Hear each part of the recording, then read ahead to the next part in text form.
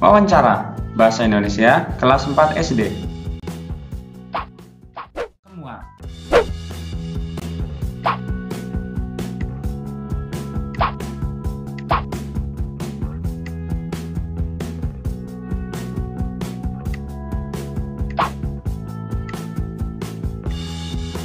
Apakah ini maksud dengan wawancara?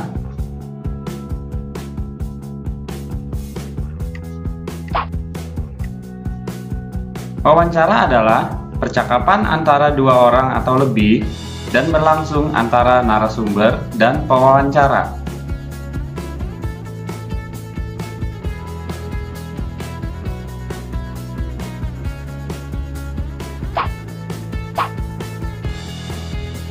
Apakah tujuan dari wawancara?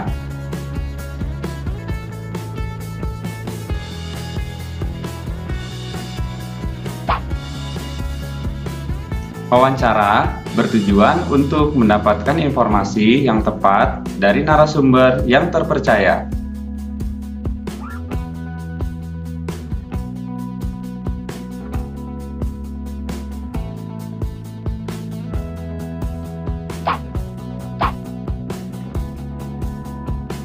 Lalu, apakah ini maksud dengan pewawancara?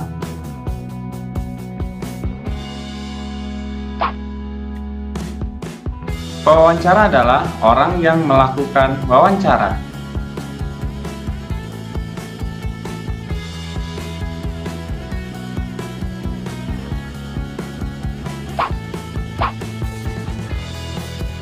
Kemudian, apakah ini maksud dengan narasumber?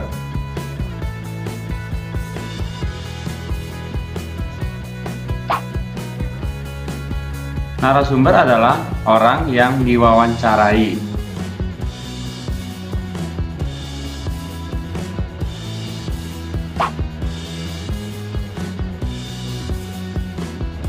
Sekian video kita kali ini. Ikuti terus selalu videonya. Rajin dan semangat selalu belajarnya ya. Sampai jumpa lagi. Terima kasih telah menonton video ini.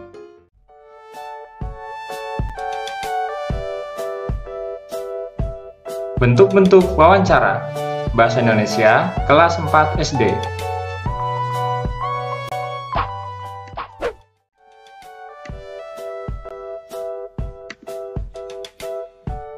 Apa saja bentuk-bentuk wawancara?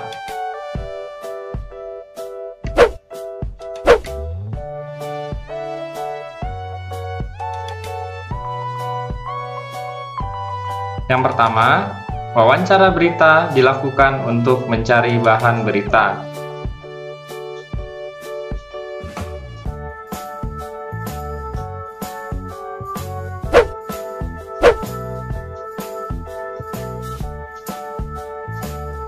Yang kedua, wawancara dengan pertanyaan yang dipersiapkan terlebih dahulu.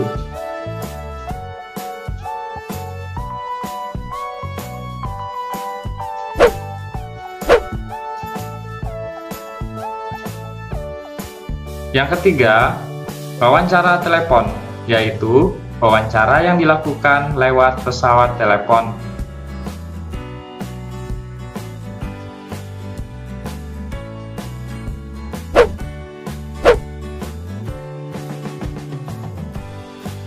Selanjutnya, wawancara pribadi.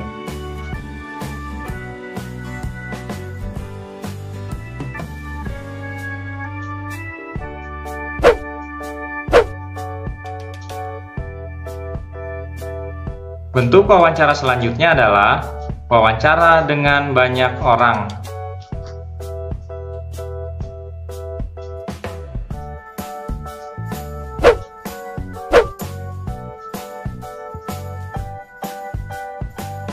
Kemudian, wawancara dadakan atau mendesak.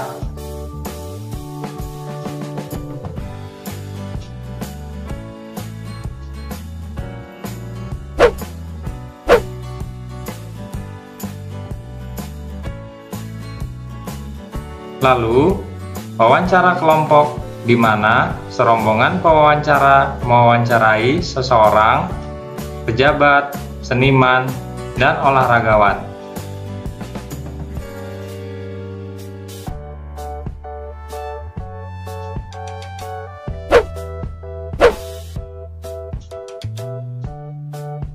Sekian video kita kali ini. Ikuti terus video selanjutnya. Sampai jumpa lagi.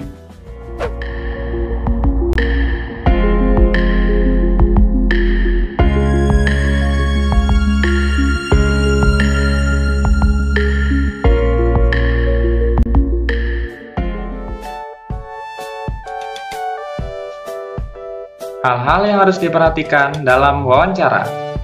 Bahasa Indonesia kelas 4 SD.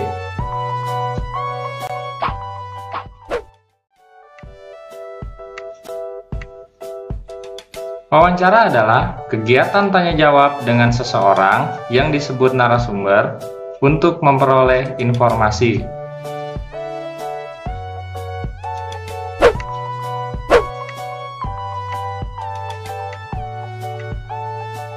Apa saja ciri-ciri wawancara?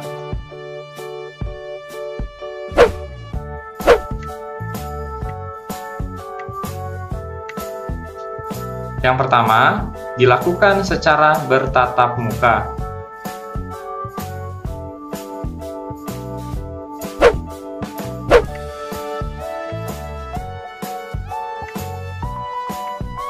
Yang kedua, dilakukan dengan tujuan mengumpulkan data dan fakta.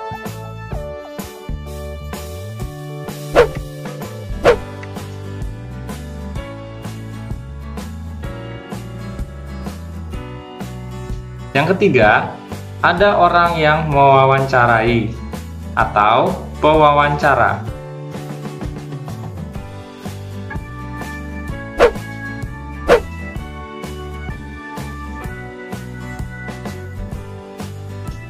Yang keempat, ada orang yang diwawancarai atau narasumber.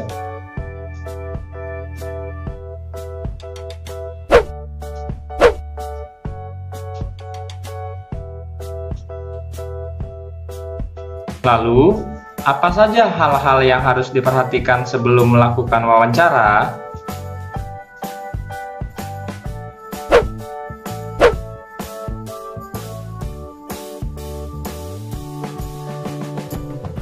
Yang pertama, membuat jadwal atau janji dengan narasumber, meliputi kapan dan di mana wawancara akan dilakukan.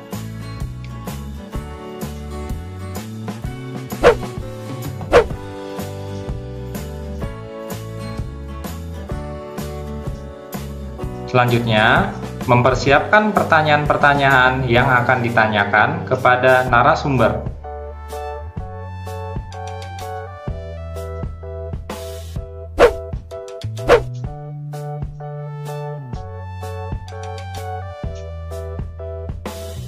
Hal yang perlu diperhatikan selanjutnya, mempersiapkan alat pencatatan atau perekam dan memastikannya berfungsi dengan baik.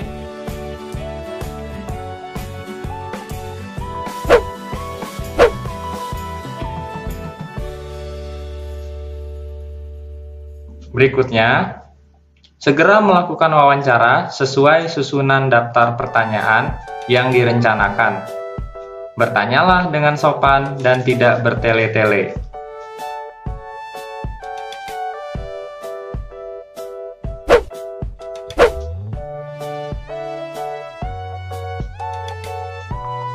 Kemudian, jangan lupa ucapkan terima kasih setelah selesai wawancara.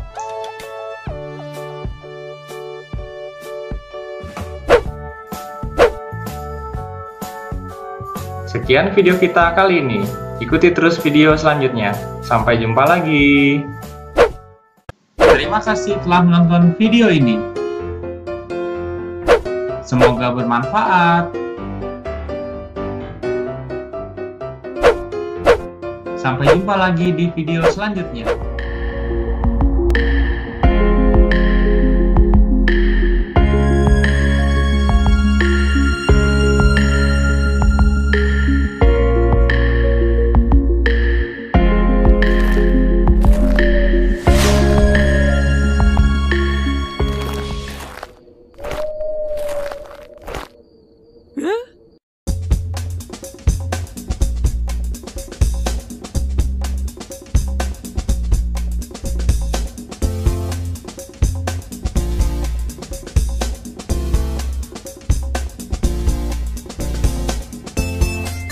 Halo, saya Ciki Fauzi, pekerjaan saya animator. Jadi animator itu adalah seseorang yang menghidupkan karakter. Jadi dari karakter yang nggak ada, kita bikin jadi ada. Atau dari barang-barang sekitar kita, misalnya kayak kue ini nih. Ini namanya kue kembang gula, atau ada yang nyebut juga kue kancing atau kue monas, dan banyaklah sebutannya. Dari kue ini, terus kita hidupkan menjadi karakter kembang dan gula.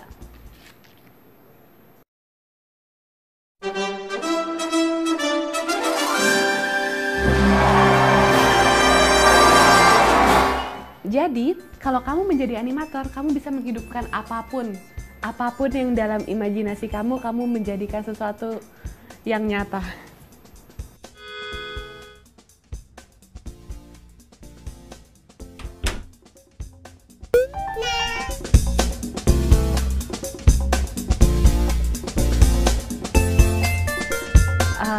Saya memutuskan menjadi animator sewaktu kuliah. Jadi waktu itu ada penjurusannya, saya ambil kuliah kreatif multimedia. Terus ada penjurusannya film animation, media innovation, virtual reality, dan sebagainya. Terus saya tertarik nih film animation karena pada saat itu di Indonesia belum umum. Akhirnya saya ambil itu, saya belajar itu, lalu saya magang di tempat yang tepat yang mengajarkan saya lebih paham industri animasi itu berjalan seperti apa, dan akhirnya saya menjadi animator sampai sekarang.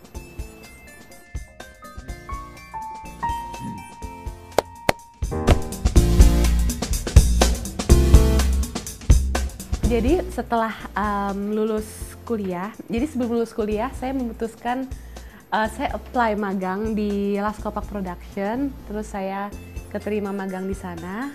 Terus pas saya lulus saya juga langsung lanjut kerja sana, total saya kerja di sana selama 3 tahun.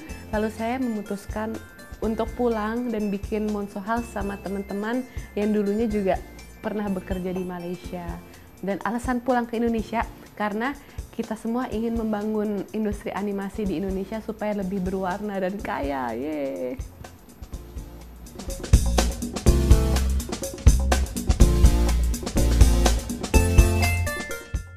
Jadi alasan aku dan teman-teman bikin Monso House itu karena kita ingin meramaikan industri animasi di Indonesia. Kita ngelihat bahwa industri animasi di negara tetangga yang jaraknya deket banget aja bisa semaju itu dan bisa sangat hidup.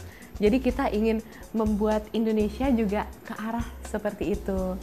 Dan serunya ya bikin animasi, bikin startup animation company sama teman-teman, kita jadi ngerasain tuh jalannya gimana cara meniti sesuatu yang dari bawah hingga suatu saat bisa menjadi gede. Sekarang sih belum gede, masih struggle banget, dan dibilang susah ya, iya susah banget karena industrinya juga belum jalan. Tapi selama kita punya visi yang tetap optimis ya buat ke depannya, insya Allah bisa jalan. Dan semua itu bisa jalan karena kita semua punya visi yang sama, kayak rame-rame, together we can do it.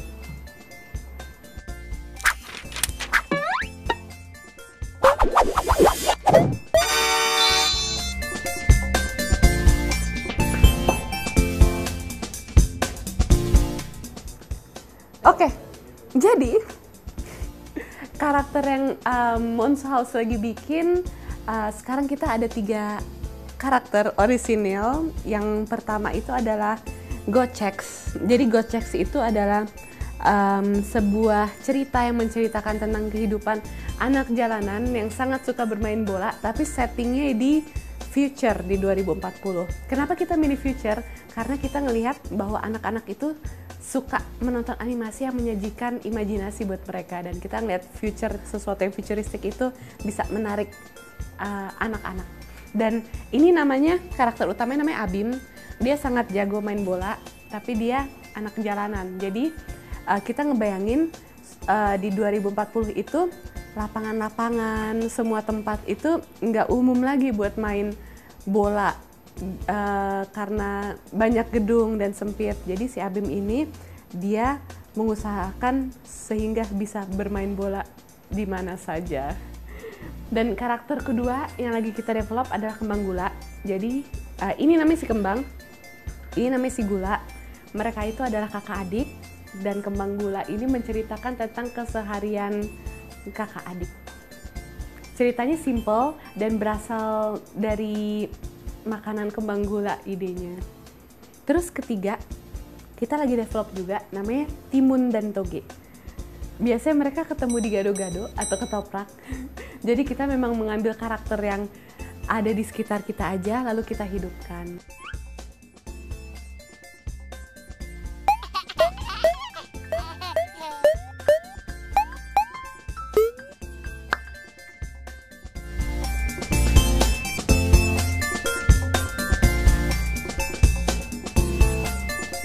Kalau kamu ingin menjadi animator, ada beberapa nilai yang harus kamu punya. Yang pertama itu adalah kekreativitasan. Kamu harus kreatif. Dan salah satunya cara aku buat menjaga kekreativitasan aku adalah dengan bermain musik dan melakukan hal-hal seni lainnya seperti melukis dinding, mural, dan terus sketching dan lain-lain. Karena dengan cara kamu mengasah terus kekreativitasan kamu dan kamu juga sering melihat hal-hal seni yang bagus untuk referensi kamu, otak kamu akan terus bekerja menjadi kreatif. Dan selain itu juga kamu harus tekun karena untuk menjadi animator itu kamu harus bersahabat dengan banyak software-software yang harus bisa kamu gunakan untuk merealisasikan film animasi kamu. Dan kalian juga jangan cepat patah semangat, karena dalam melakukan dan mewujudkan profesi apapun pasti akan menemukan hambatan. Dan kalau menemukan hambatan dan kalian patah semangat dan berhenti di sana, kalian nggak akan menjadi apa-apa. Jadi kayak keep doing what you doing, terus melakukan apa yang lagi kamu lakukan sampai akhirnya kamu mencapai tujuan kamu. Wah.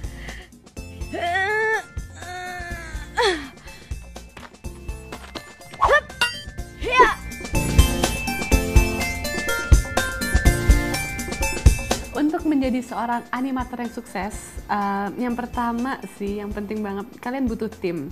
Karena untuk membuat sebuah animasi itu adalah teamwork. Kita bisa aja bikin animasi sendiri, tapi pasti jadinya nggak sebagus kalau kita bikin dalam sebuah tim yang solid. Pada akhirnya yang dibutuhkan adalah spesialisasi. Jadi kalian harus paham dan handal di sebuah bidang, lalu ntar ada orang lain yang paham dan handal di bidang lainnya. Seperti misalnya orang tersebut handal di menggerakkan karakter atau animate atau sebutannya animator, dan orang yang satu lagi handal di menyusun lighting atau kita sebut biasanya render artist. Terus ada satu orang yang handal di modeler dan rigging yang biasa kita sebut sebagai 3D modeler. Dan kalau mereka semua bekerja sama, itu bisa mempercepat workflow dan menghasilkan karakter dan animasi yang semakin bagus dan appealing. Kita harus think big. Kita harus ngerti gimana cara ngejual karya kita. Dan untuk itu kita harus juga bekerja sama dengan orang yang paham bisnis, yang bisa menjual karya kita. Karena kalau menurut aku sih, karya yang bagus itu adalah karya yang bisa dijual gitu. Karena dengan cara dijual, karya itu bisa lebih menebar manfaat untuk banyak orang. Untuk menjadi sukses di masa depan, kita harus bersosialisasi. Kita jadi harus banyak berteman. Karena dengan berteman, kita jadi semakin banyak kenal orang, kita mendapat relasi baru, menjaga relasi, bersilaturahmi, dan ya, jadi itu bisa menambah referensi kita semakin kaya, terus bisa semakin memacu kita untuk terus berkarya semakin baik lagi. Jadi emang dengan bersosialisasi kita bisa semakin mendapatkan banyak manfaat untuk diri kita sendiri. Bye.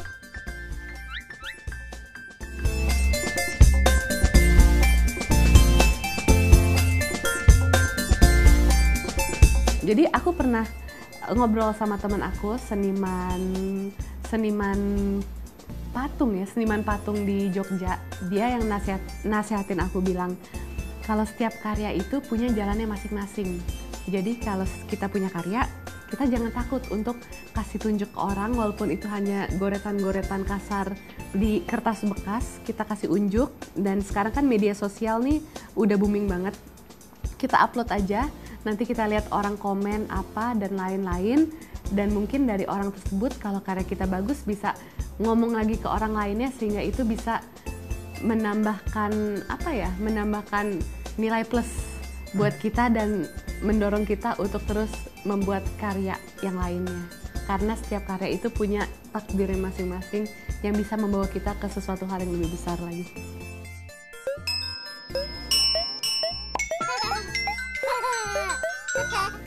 Ini Budi.org, help me understand better.